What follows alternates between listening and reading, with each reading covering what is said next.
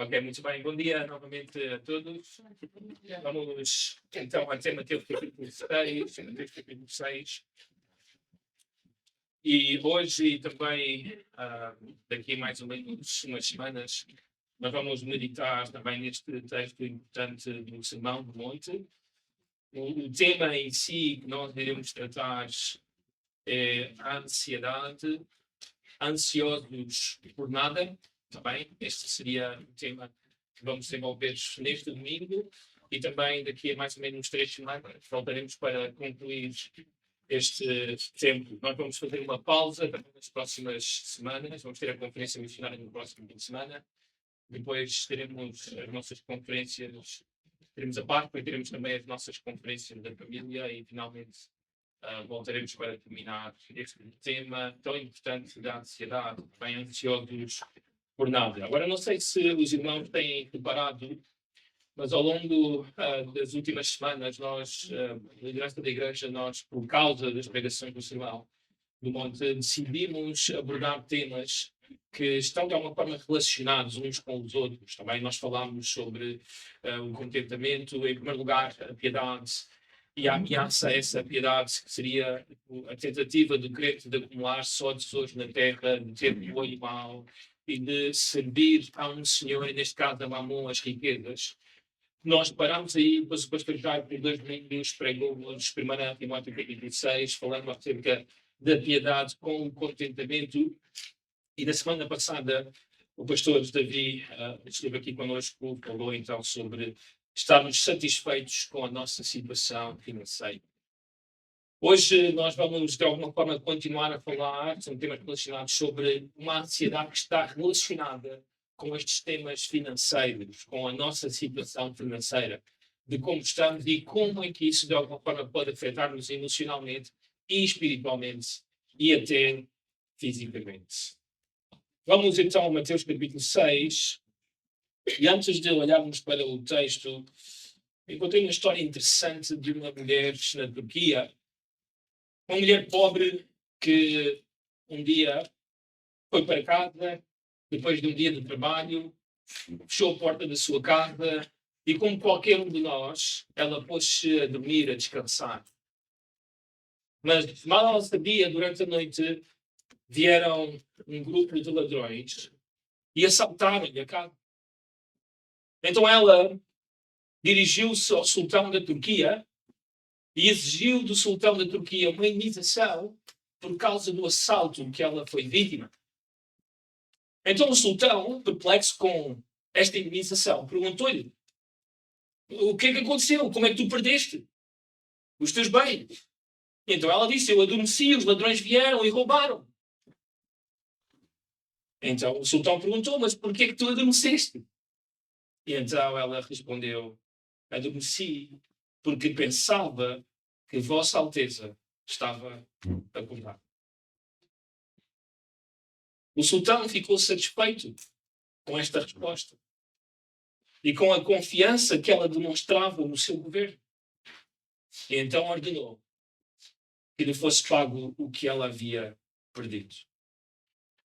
Agora, nós sabemos que os governos humanos devem velar pelos nossos interesses, mas que eles, tarde ou cedo, irão falhar connosco. Mas não é assim com o governo de Deus. O governo de Deus não pode falhar. Os crentes devem ser conhecidos como pessoas que confiam no governo absoluto de Deus. Não só por esse governo soberano, mas também por causa da natureza do nosso Deus. Ele é um Deus que, por natureza, garante a nossa confiança. A fé do cristão, sempre devemos dizer isto àqueles que se dizem ateus, é uma fé que não é cega. É uma fé que tem razão. E esta razão, ela reside em quem o nosso Deus é. Por exemplo, a Bíblia afirma que Deus é eterno. O Salmo 90, versículo 2, um salmo que sempre deve ser lido quando alguém parte deste mundo para a eternidade. O salmo foi escrito por Moisés e foi escrito logo depois que a sua irmã e o seu irmão foram morreram. Então ele escreve, ele lembra de como o homem é frágil, de como o homem vai passar rápido, mas Deus, Senhor, tu tens sido o nosso refúgio de geração em geração. Antes que os montes nascessem e se formassem a terra e o mundo, de eternidade em eternidade, tu és o quê? Deus. Agora, isto é muito importante para a confiança do crente. Porquê? Porque o Deus que é eterno, que não tem nem princípio nem fim, certamente tem uma perspectiva sobre a vida que é eterna, que é transcendente. Quando Deus afirma algo, quando Deus diz alguma coisa, certamente aquilo que Ele diz tem um valor eterno. É algo transcendente.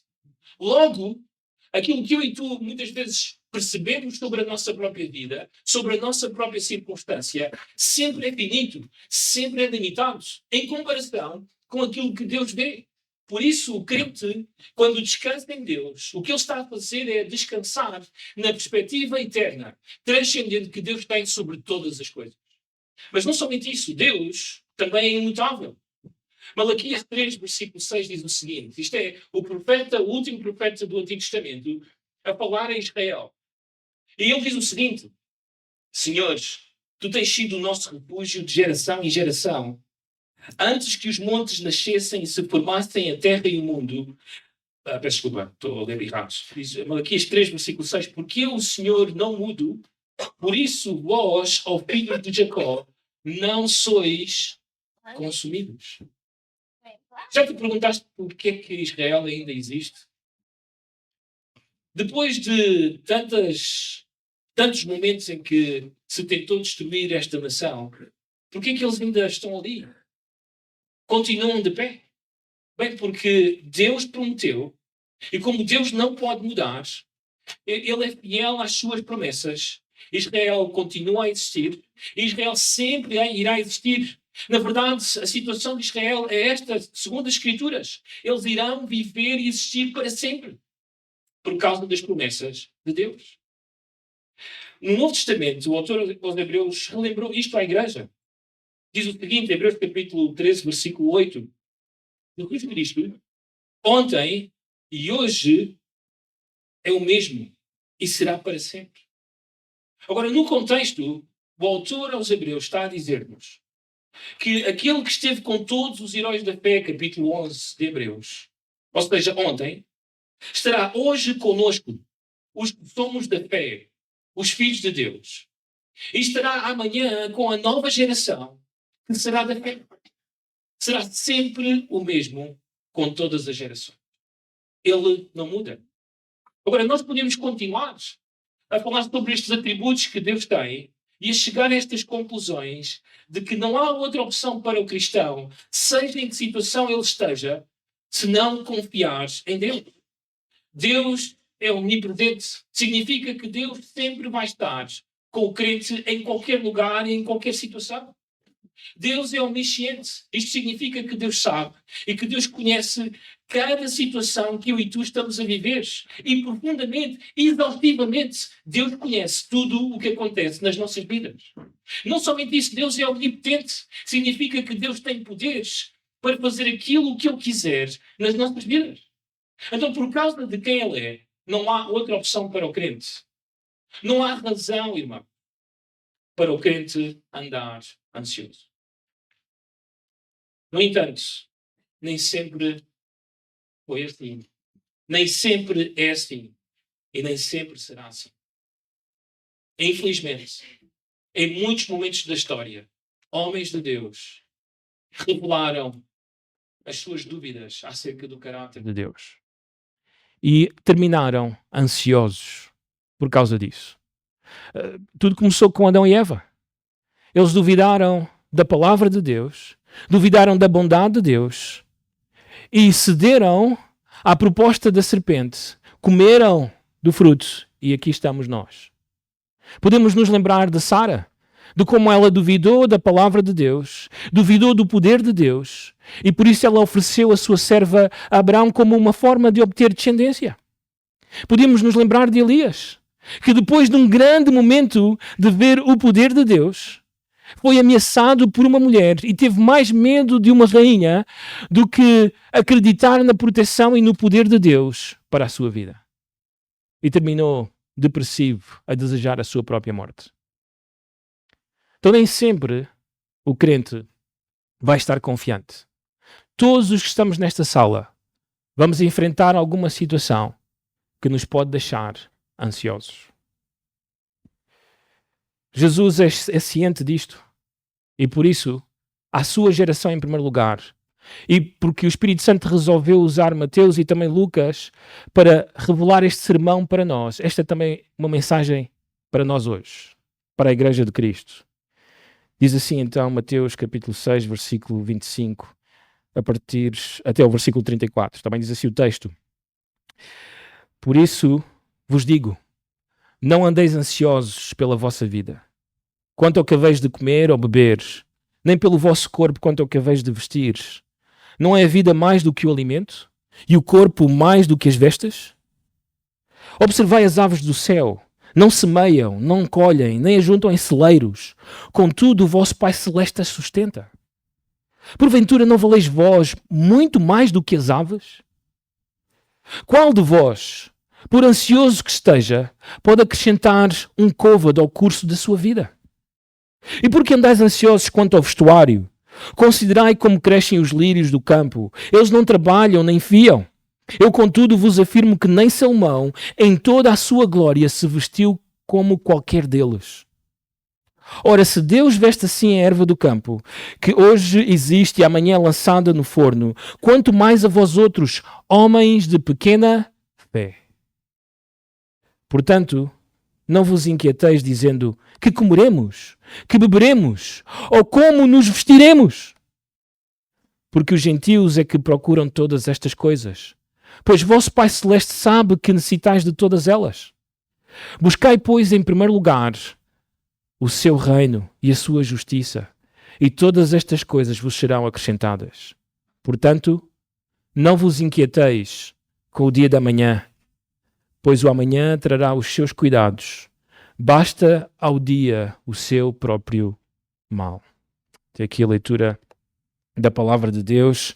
Vamos só orar para pedir ao Senhor clareza para este momento da palavra de Deus. Senhor, nós te agradecemos pela tua verdade. Obrigado pelas tuas exortações. Ajuda-nos a entender e a gravar no coração que não há necessidade para o crente andar ansioso, porque temos um Deus que nos ama e um Deus que cuida das nossas vidas. Que estas verdades, o teu Santo Espírito possa gravar nas nossas mentes e corações, para que as possamos viver nos dias difíceis. Oramos assim, no nome do Senhor Jesus. Amém. Nesta manhã, quero então convidar-vos a observar 3 problemas do crente ansioso e a sua solução. 3 problemas do crente ansioso e a sua solução. Primeiro problema. O crente ansioso demonstra pouca piedade. O crente ansioso demonstra pouca piedade. Diz assim o versículo 25, a primeira frase. Por isso vos digo, não andeis ansiosos. Agora, como nós começamos a ler o texto a partir do versículo 25, e o texto começa com esta expressão, por isso, somos obrigados a olhar para trás e a relembrar aquilo que o Senhor Jesus disse, não é? Por isso é uma conclusão, não é? Por causa de alguma coisa que o Senhor disse, não andemos ansiosos. Então, imediatamente, não é? Voltamos para trás e começamos a analisar, não é? O que é que o Senhor acabou de dizer. Agora, é interessante que no texto, desde o versículo 25 até ao versículo 34, por 5 vezes o Senhor Jesus menciona a expressão ansiosos ou inquietos. E eu quero deixar claro na tua mente o que é que isso significa, porque é que é tão grave, porque é que o Senhor dedicou um tempo do seu sermão, com tantas coisas que ele podia dizer, para falar acerca da ansiedade. A ansiedade é uma apreensão, está bem? Acho que estou a dizer bem. Ocupar-se antecipadamente de algo, angustiar-se ou afligir-se. Normalmente, aquilo que nos é visível uma pessoa ansiosa é que ela tem medo. Muitas vezes ela sente um estrangulamento mental e até físico. E muitas vezes isto se revela em ataques de pânico. Não sei se já aconteceu contigo. Normalmente os ataques de pânico acontecem à meio da noite. A tua mente não descansa, estás preocupado com uma coisa e despertas com o coração acelerado. Insónias. Até mesmo paralisia mental, física. E segundo alguns estudiosos, velhice precoce. Um famoso doutor disse o seguinte acerca da ansiedade: a preocupação afeta a circulação, o coração, as glândulas e todo o sistema nervoso. Nunca conheci ninguém que tenha morrido de excesso de trabalho, mas conheci muitos que morreram de preocupação. Então parece que, segundo o Senhor Jesus e todos os estudiosos, a ansiedade, a excessiva preocupação é um assunto muito importante e que merece a nossa atenção. Então o texto começa por dizer, por isso, ou seja, a ordem que é dada imediatamente, não andeis ansiosos, surge como resposta ao que foi dito anteriormente. E o que é que foi dito? Em primeiro lugar, o crente deve ser generoso. O crente deve ser um homem ou uma mulher de oração. O crente deve ser alguém que jejua quando é apropriado fazê-lo. O crente deve ser alguém que acumula tesouros no céu. O crente deve ter olhos bons, puros. O crente deve ser alguém que serve a um só Senhor, o nosso Deus vivo e verdadeiro. Quando assim é, para descrever de alguma forma todas estas ações, nós dizemos que o crente é alguém que é piedoso. Agora é importante entender que todos aqueles que estamos nesta sala e afirmamos estar em Cristo Jesus, nós fomos transformados e podemos ser piedosos. Ou seja, nós somos devotos dedicados a Deus. Outrora, eu e tu estávamos dedicados ao pecado, mas uma vez que fomos transformados pelo Evangelho do Senhor Jesus Cristo, agora passamos a ser devotos a Deus. Vivemos para Ele. Deixamos de viver para nós mesmos, deixamos de viver para os nossos próprios interesses e a nossa vida agora é para o Senhor. Isso nós descrevemos ou caracterizamos como uma vida piedosa.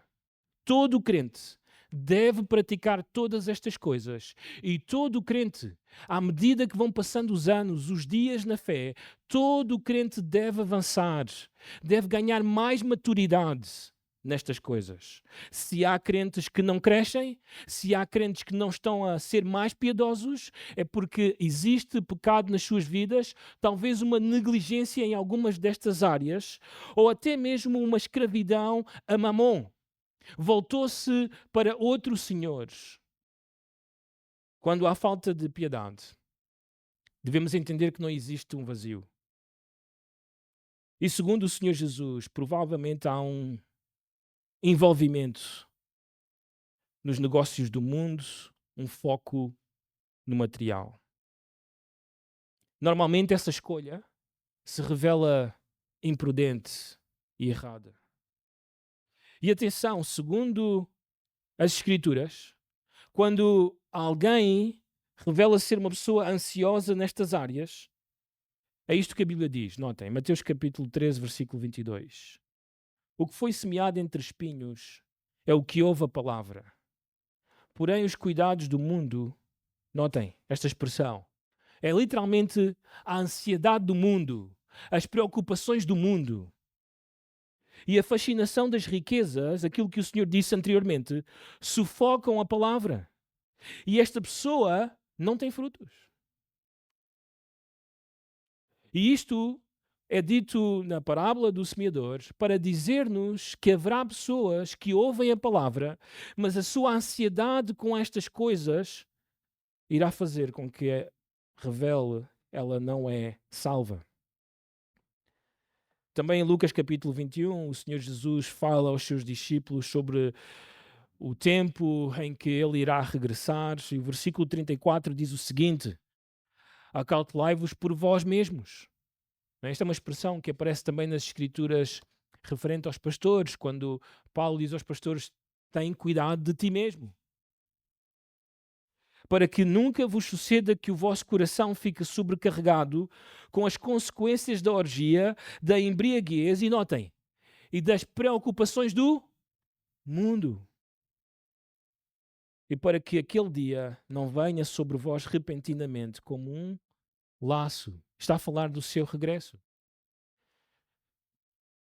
Então tudo isto aponta a pessoas que, mesmo estando num contexto eclesiástico, notem, elas ouviram a palavra, estas pessoas sabem da segunda vinda do Senhor Jesus, mas a preocupação com as coisas deste mundo, ou a falta de ausência das coisas deste mundo, ou da piedade nas suas vidas, revela falta de salvação. Jesus afirmou que, neste sermão, que a ansiedade é um padrão na vida dos descrentes. Ele diz: não sejam como os gentios. Os gentios é que têm este tipo de ações. O tipo de descrentes no Sermão do Monte são aqueles que cresceram a ouvir a palavra, que sabem muito sobre a palavra, mas que ainda não chegaram a ser salvos. Talvez até afirmem que são salvos, mas a evidência na vida deles é falta de piedade. O foco exclusivo no que é material e deste mundo. Isto é grande evidência da falta de salvação. Mas a mensagem do Senhor Jesus é, em primeiro lugar, para os crentes. Quando um crente se ocupa tanto com os negócios deste tempo que não consegue prestar atenção aos assuntos da eternidade, este crente coloca-se numa situação perigosa. Quando se preocupa e se cuida excessivamente das coisas terrenas, quando se concentra tanto nelas que as celestiais ficam de lado, este crente está a correr um grande risco.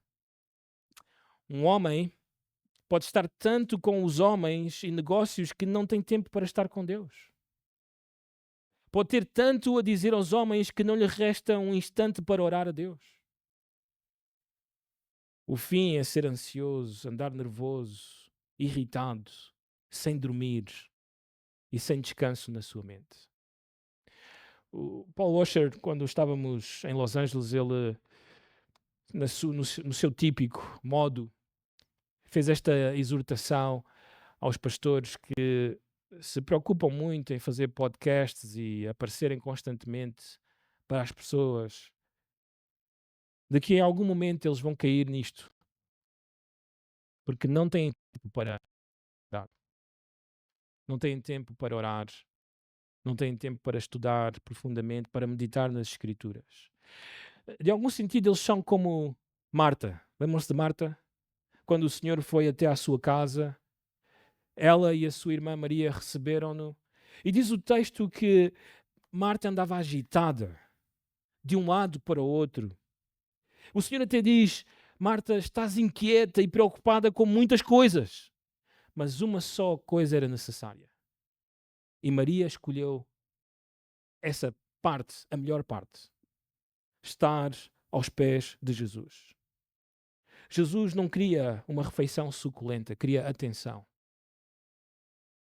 queria comunhão, queria piedade da parte de Marta. Então, como é que tu sabes que és crente? O Paul Washer conta esta ilustração interessante. Imagina um pastor que é convidado para pregar aqui em Miratejo. E chega mais ou menos às 11 da manhã e esse pastor não aparece. E eu e o Jair começamos a ficar preocupados. Começamos a olhar um para o outro, quem vai pregar. Ficamos frustrados. Assim, e passa a hora e ele não aparece. E chega a altura de pregar e eu e o Jair fazemos um dolly e tá. E o Jairo perdeu, vem pregar. Ele prega, termina o culto e este pastor aparece. E eu e o Jairo estamos frustradíssimos. Mas queremos dar uma oportunidade e dizemos a este pastor que convidámos o que é que aconteceu. E ele diz, epá, vocês não imaginam, eu vinha a caminho daqui e tive um acidente. Um caminhão vinha a 150 km/h e bateu-me de frente. O que é que vocês acham desta desculpa?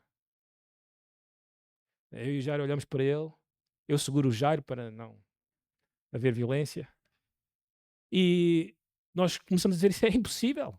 Porque se um caminhão te tivesse batido de frente, tu não estarias aqui.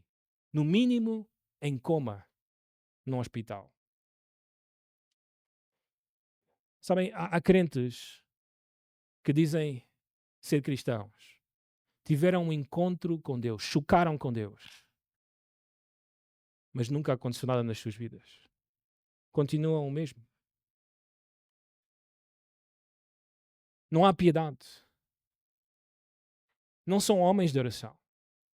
Não gostam disso. Não gostam de ler as Escrituras. Não gostam de estudar. Estão obrigados aqui. Digo isto até mesmo aos nossos filhos aqui presentes.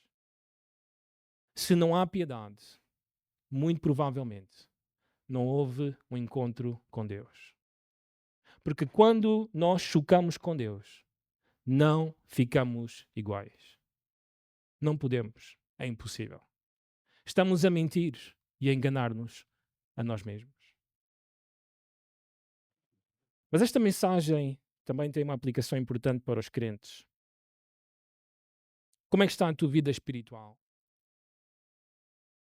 Tens crescido? Tens avançado em maturidade? Ou tens tropeçado e descuidado as disciplinas espirituais? Fazê-lo tem um preço altíssimo. A falta de piedade, segundo o Senhor Jesus, resulta em voltar-se para as coisas terrenas e mundanas, viver ansioso, estressado, irritado, sem dormir, sem descanso, e até em alguns casos, temos observado isto em muitos crentes, situações de depressão e loucura. Sim, tudo isto acontece com filhos de Deus. Por isso, como nós lemos sobre a igreja em Éfeso, volta-te para a palavra, volta-te para a oração, volta-te para o jejum, atenta para o serviço aos teus irmãos na fé, faz disso uma prioridade, para que quando cheguem os dias maus, tenhas força, coragem, maturidade para as viver. Então, o primeiro problema de um crente ansioso é a falta de piedade, ou pouca piedade. O segundo problema, rapidamente, o crente ansioso demonstra pouca fé. O crente ansioso demonstra pouca fé. Novamente, os versículos 25 até o 30 diz o seguinte: por isso vos digo, não andeis ansiosos pela vossa vida, quanto ao que haveis de comer ou beber, nem pelo vosso corpo, quanto ao que haveis de vestir.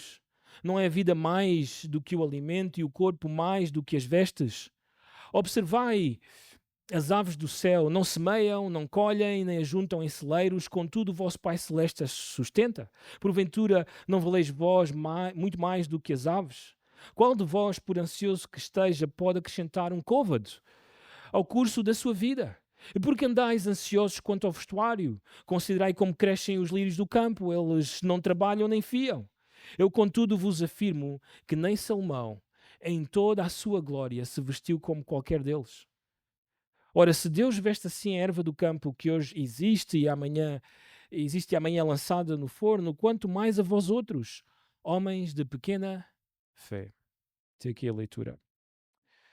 Uma pessoa que sempre anda à procura de acumular tesouros na terra e cujo Senhor é Mamon, nós entendemos, é natural, esta pessoa estará ansiosa sobre a sua vida, sobre o seu corpo, não é? De forma particular sobre a sua sobrevivência.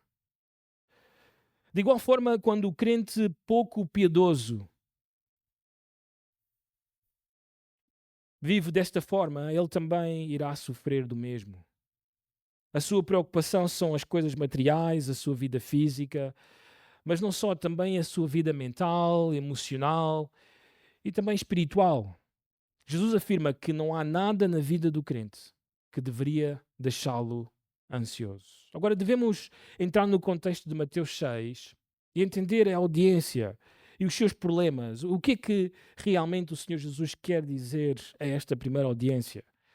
Bem, Jesus dirigia-se em primeiro lugar aos membros pobres de Israel, aqueles que estavam presentes ali diante dele. Esta era uma sociedade agrária, era uma sociedade que vivia praticamente dos recursos alimentares, como resultado das chuvas que vinham no tempo certo e as colheitas que podiam ser facilmente distribuídas durante aqueles dias. Agora, estas colheitas muitas vezes tinham os seus riscos. Assim, muitas vezes enxames de insetos, doenças, incêndios florestais ou ventos fortes surgiam e destruíam toda a esperança de alimentação para eles naqueles dias. Não somente isto, a história de Israel mostra que houve períodos difíceis para a nação de Israel. Assim, de tal forma que em alguns momentos os próprios israelitas passaram uma fome tão grave que mães chegaram a cozinhar os seus próprios filhos. Então, com tudo isto na mente deles, não é? E muitas vezes por circunstâncias terríveis que eles próprios haviam experimentado, não é? De passar fome, assim, de recorrer a medidas drásticas, isto poderia ter causado ansiedade, preocupação. A fome e a seca não eram somente estas ameaças que eles tinham, mas também doenças, ferimentos ou até mesmo a velhice podiam privar um homem de trabalhar e conseguir recursos para si e para a sua família.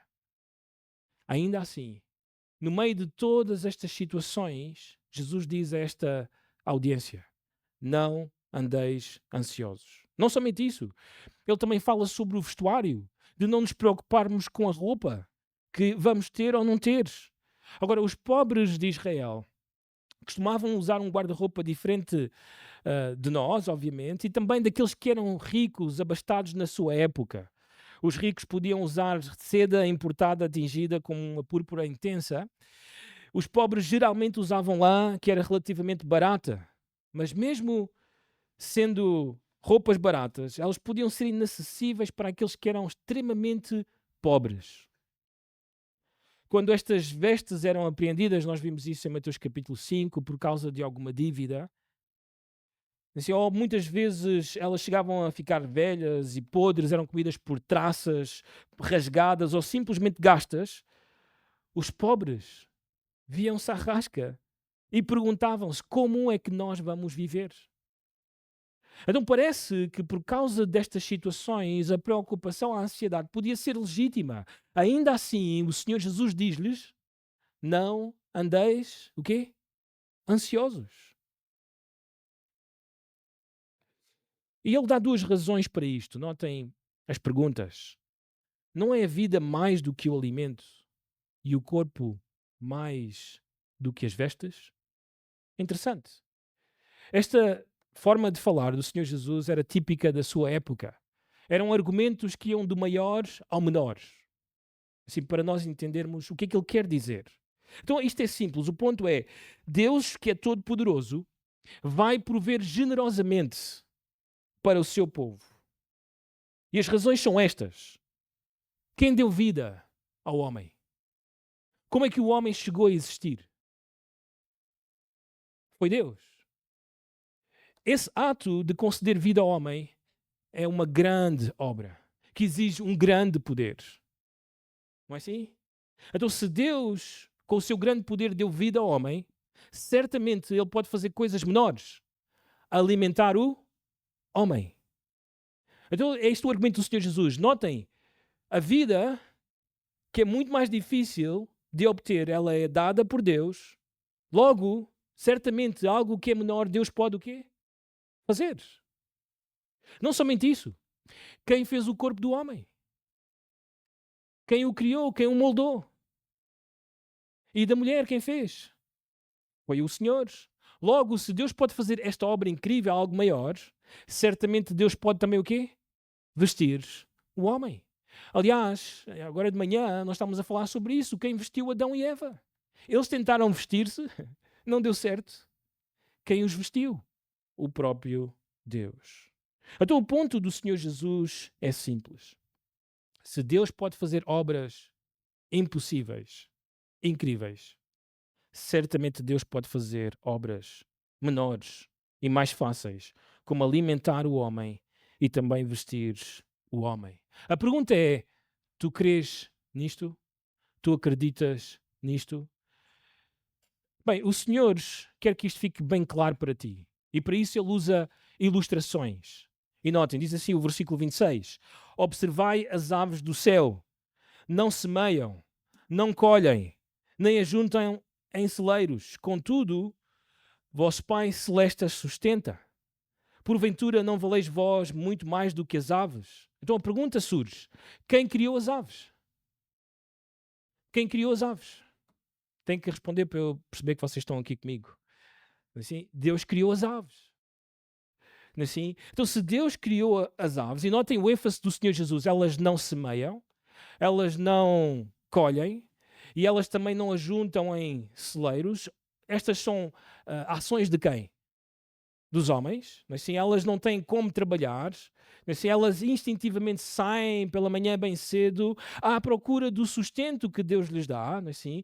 Então, se Deus criou as aves, certamente Deus também as vai alimentar. Notem, do maiores ao menores. Lucas diz-nos no seu Evangelho que estas aves eram corvos. E é interessante porque os corvos, para os judeus, eram animais imundos. E ainda assim Deus cuida até mesmo dos animais que são imundos. Esta é uma verdade bem estabelecida no Antigo Testamento. No Salmo 104, versículo 27 até o 28, diz o seguinte: Todos esperam de ti que lhes dês de comer a seu tempo. Se lhe dás, eles o recolhem. Se abres a mão, eles se fartam de bens. Então notem, o Senhor está a cuidar da sua criação. Logo, nós que temos muito mais oportunidades de utilizar a criação para os nossos próprios fins, semear, colher e ajuntar em celeiros, deveríamos preocupar-nos ainda menos do que as aves. Jesus salienta isso. Ele diz que nós valemos muito mais do que as aves. E valemos mais porque nós fomos feitos à imagem e semelhança de Deus.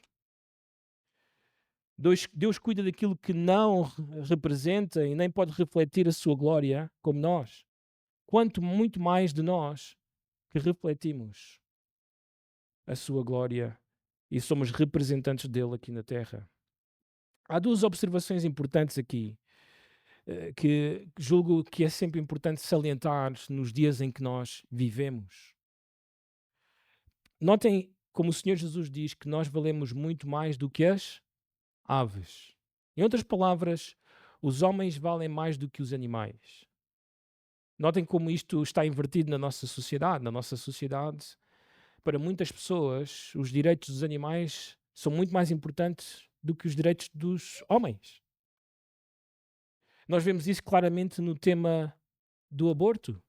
A mesma pessoa que no Parlamento faz ou luta para que os animais sejam cuidados é a mesma pessoa que exige que as mulheres tenham o direito de matar os bebés no seu ventre. Esta é a inversão na nossa sociedade. No entanto, para o Senhor Jesus, o homem, o ser humano, é muito mais valioso. E se Ele cuida dos animais, certamente cuidará de mim e de ti. Mas não somente isso. O nosso mundo está muito preocupado se nós teremos comida para todas as pessoas. Já ouvimos essa narrativa, não é assim? Que precisamos de diminuir a população mundial, porque senão não vamos ter comida para todas as pessoas. Sabem, essa narrativa ela já foi destruída há mais ou menos 2 anos atrás, quando se descobriu que o estado do Texas, mais ou menos o espaço entre Portugal e Espanha, seria suficiente para conter toda a população mundial e sustentá-la. Mas nós não precisamos que os cientistas cheguem a essa conclusão. Nós temos as Escrituras, e nas Escrituras Deus diz o seguinte: eu vou cuidar de cada um de vocês. Isso nos bastaria para dizer, não se preocupem com isso. Vamos continuar a ter muitos filhos, porque Deus vai cuidar de nós. Então, o sentido fundamental destes versículos é que um crente não tem absolutamente nenhuma razão para se preocupar. Porque Deus é o seu Pai celestial. Esta é a pergunta de Deus. Tu já te esqueceste de que eu sou o teu Pai? Esqueceste? Mas Jesus ainda quer que eu e tu tenhamos uma convicção sobre isto. Ele não está satisfeito. E notem a próxima ilustração. Diz o texto: E qual de vós, por ansioso que esteja, pode acrescentar um côvado ao curso da sua vida? Bem, a pergunta aqui é: quem tem o controle sobre a tua vida? Quem decidiu quando é que ela devia de começar e quem decide quando é que ela vai acabar? E este é o ponto do Senhor Jesus. A sua pergunta baseia-se em verdades fundamentais que já foram dadas no Antigo Testamento de que Deus é o Senhor da vida humana. É Ele, na sua soberania, quem determina a duração da vida de cada pessoa.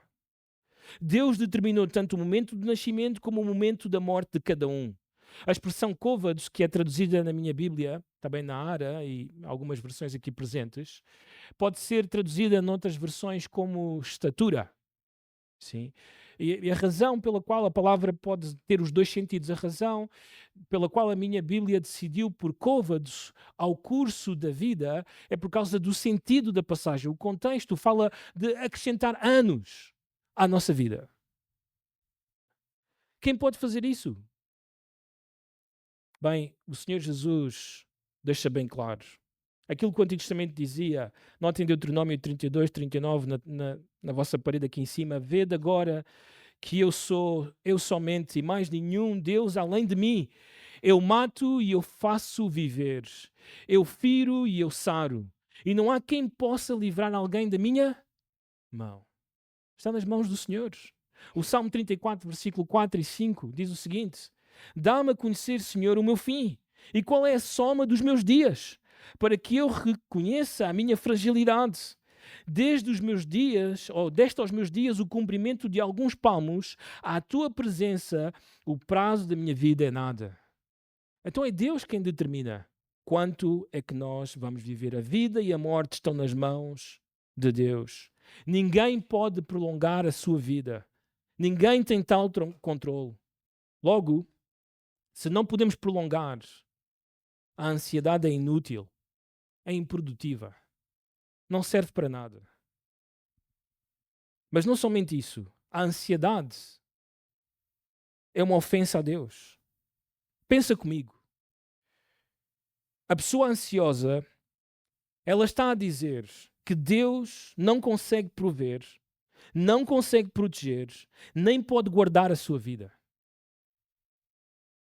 Ela está a dizer que Deus tem falta de poder, de controle, provisão e, se formos mais fundo, falta de amor e bondade para consigo.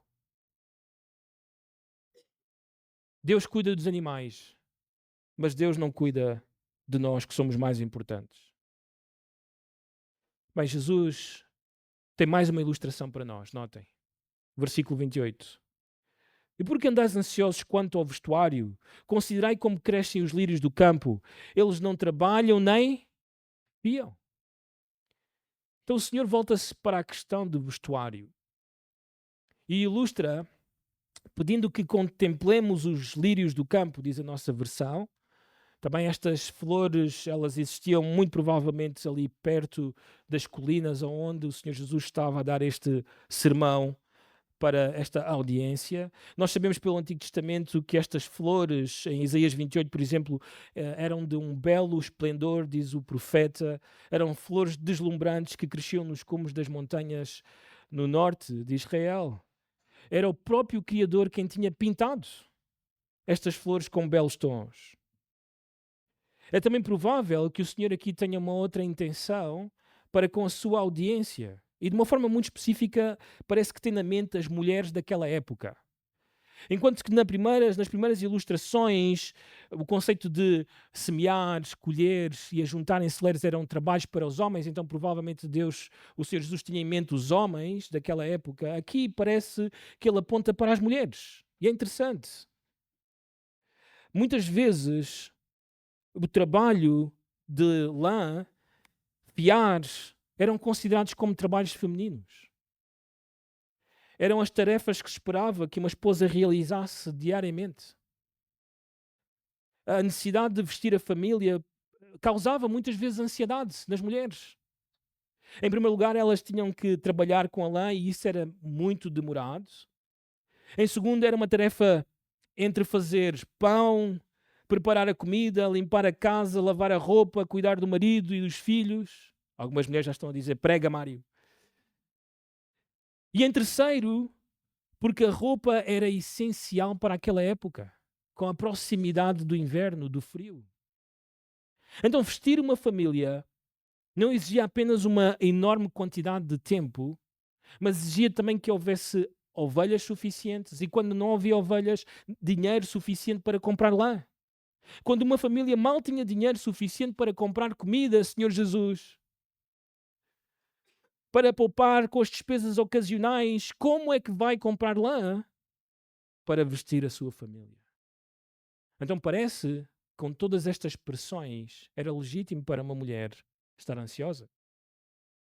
No entanto, o Senhor Jesus diz, não andeis ansiosos. Porquê? Bem, notem o versículo 29. Eu, contudo, vos afirmo que nem Salomão, em toda a sua glória, se vestiu como qualquer deles. Agora, o Senhor usa uma expressão, um provérbio daquela época, porque a Bíblia não fala nada sobre a vestimenta de Salomão.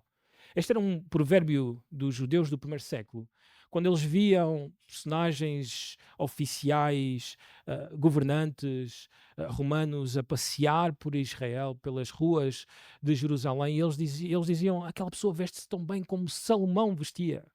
Assim, oh, não se veste tão bem como Salomão vestiu-se na sua glória. Então o Senhor pega nesta expressão e ele a reverte e diz que nem sequer Salomão se vestiu como estas flores que ele criou e pintou. Mas não somente isso. Notem o versículo a seguir diz, ora, se Deus veste assim a erva do campo, que hoje existe e amanhã é lançada no forno, quanto mais a vós outros, homens de pequena fé. É interessante, não é? Que Deus, ele para pintar estas flores, para que elas sejam bonitas, para serem simplesmente passageiras. A verdade é que na história de Israel, estas flores, elas secavam rapidamente pelo clima quente de Israel. E por secarem tão rápido, eram utilizados para os fornos dos israelitas, para que eles pudessem cozinhar pão. Usavam as pétalas e até mesmo os caules destas plantas para ser quase como lenha para os seus fornos. Então, se Deus tem este cuidado com coisas tão passageiras e tão insignificantes aos nossos olhos, quanto mais com os seus filhos que estão agora na eternidade, que são para sempre. Mas notem que o Senhor termina esta pergunta com homens de pequena fé. Este adjetivo aparece 5 vezes no Novo Testamento, todas as 5 nos Evangelhos e 4 no Evangelho de Mateus. E são histórias muito conhecidas por nós. Uma está aqui, onde o Senhor está neste sermão. A próxima está em Mateus capítulo 8, versículo 26, quando o Senhor Jesus fala da pouca fé dos discípulos que estavam no meio do lago. Veio um grande temporal.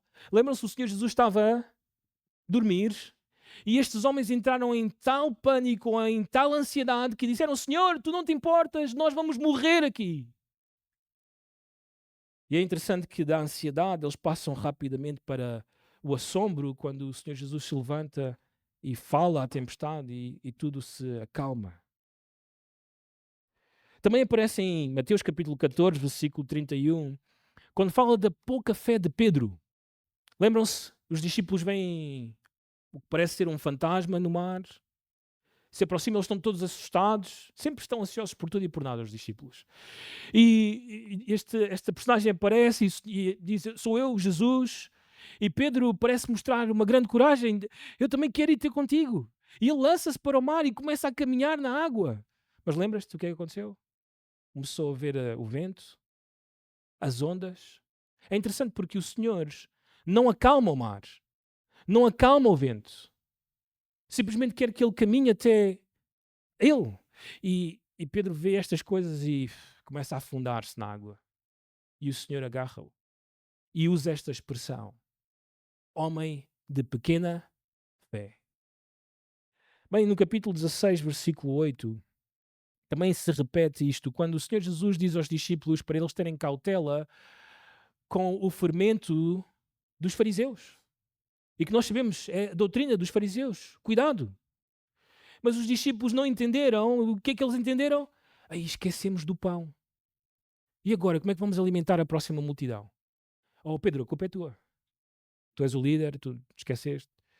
E o Senhor Jesus ouviu esta conversa entre eles e disse: oh, homens de pequena fé.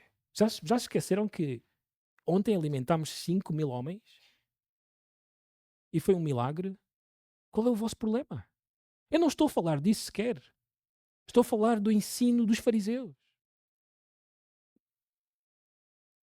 Bem, tudo isto mostra que até mesmo os discípulos que estão diariamente com o Senhor Jesus e a ver as obras do Senhor Jesus, a ter comunhão com Ele, rapidamente, em momentos difíceis, ficam ansiosos e preocupados e assustados.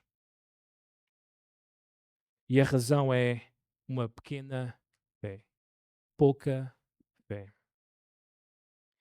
A ansiedade pressupõe que Deus desconhece as necessidades do seu povo, não tem poder para satisfazer essas necessidades, ou não se preocupa o suficiente com eles para o fazer. A ansiedade é uma manifestação de dúvida quanto ao conhecimento, à força ou à compaixão de Deus. Tudo isto nós podemos resumir como uma demonstração de pouca fé. Então, andar ansioso é o pecado de desconfiar de Deus, da sua promessa, da sua providência.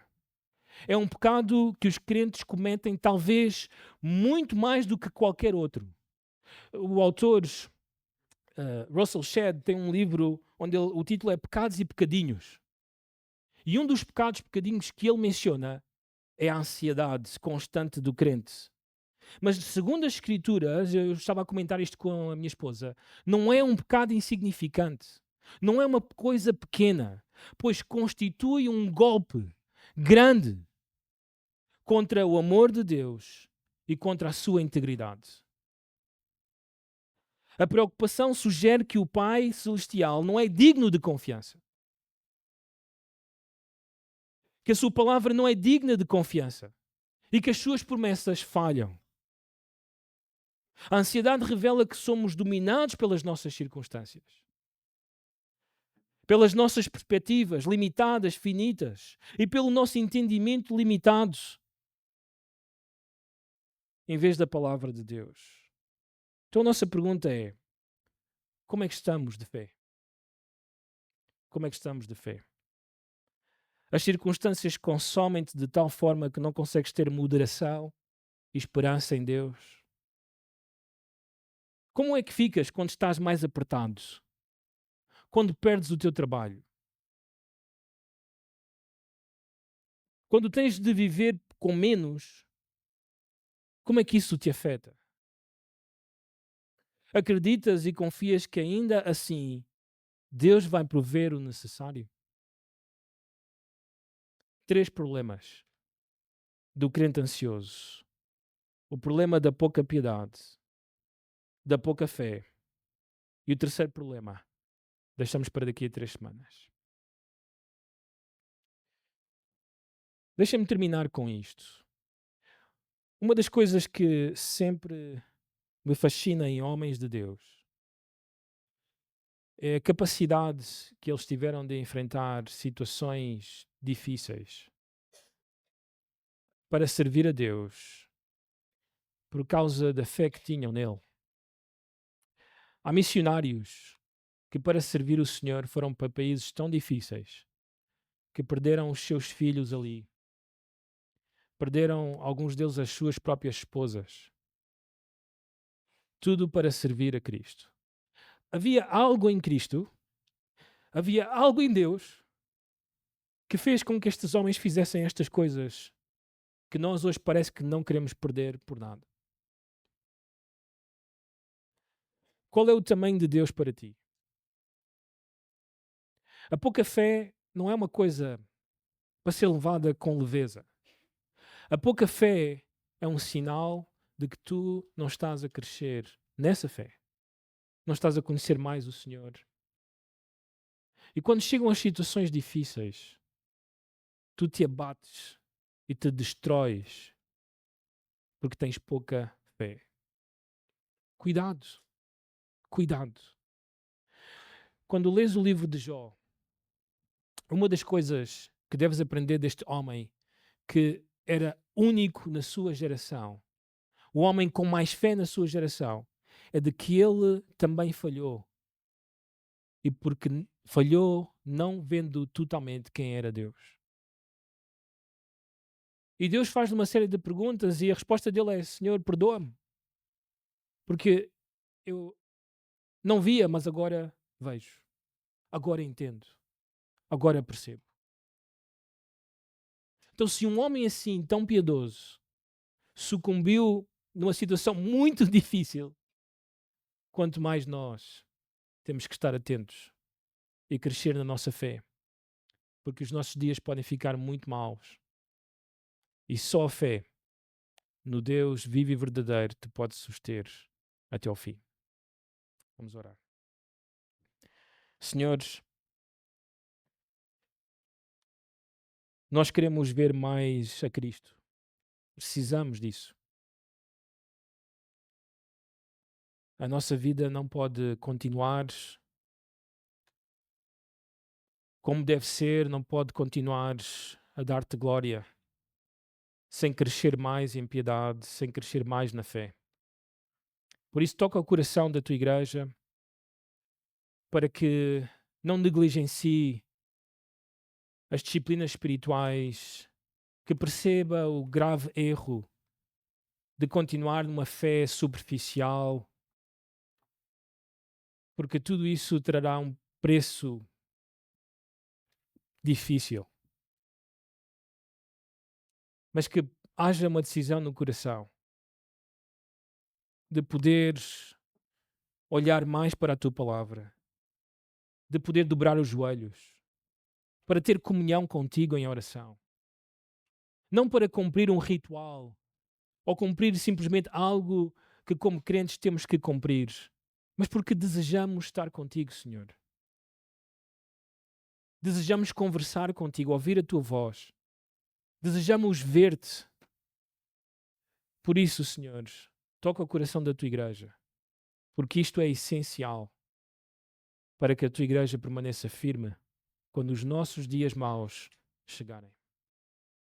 Oramos assim, no nome do Senhor Jesus. Amém.